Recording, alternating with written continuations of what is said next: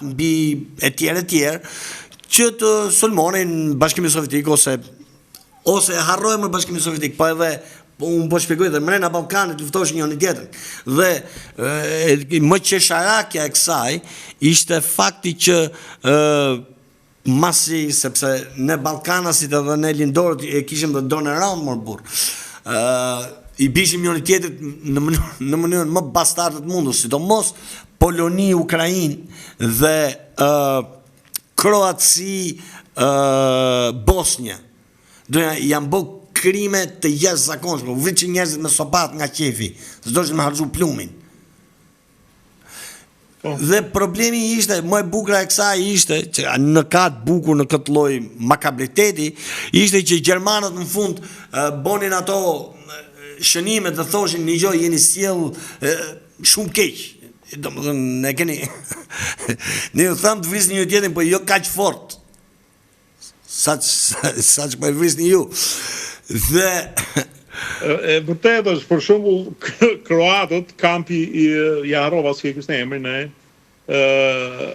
Usenovac, diçka e tillë, dhe thoshin domethënë ne ju tham të bëni kampe për qëndrime, po jo kaq llaftar, domethënë ata i kaluam. E njëjta gjë dhe në Ukrainë, për shembull në Ukrainë është fakt që domethënë është bë vrasja më masive që ka pa lufta e dytë botërore, vrasja e civilëve në mënyrë masive, domethënë hap gropën e madhe ti edhe kape vrit. Komendoje ti që ishte komunist, komendoje ti që ishte që mbështes të komunizmin. Pastaj aty fuqin edhe që futut mënen, hebrejt mënen, ose hebrejt parët, le të themi që të jemi mrena emisionit dhe komunistët dytët, si dushti, po që do të thënë është por këto nuk janë fakte të shkruara që po e po. Këto janë dhe të dokumentuara, këto janë dhe me video, këto janë dhe me foto.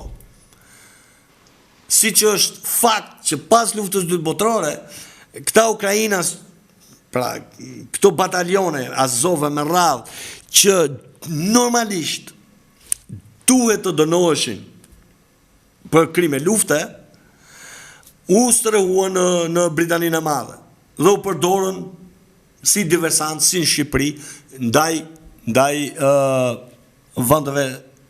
Madje operacioni parë që pastaj ishte Shqipëria, ka qenë pikërisht në Ukrainë, Naktingal quhej operacioni me hedhjen e diversantëve, por ishte jo rezultative sepse ishte shumë larg në vija ajrore për t'i hedhur dhe nuk kishin baza furnizimi dhe pastaj thanë po eksperimentojmë me Shqipërinë me qenë se vend më i vogël e tjera e tjera.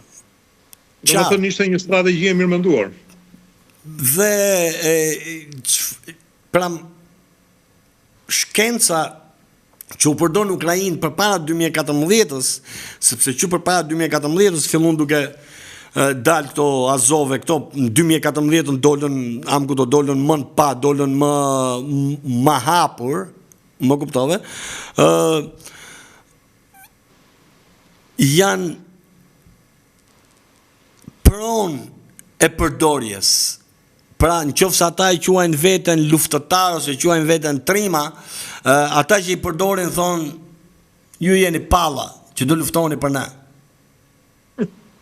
Kjo është paga shumë çka ka ndodhur dhe çfarë po ndodh.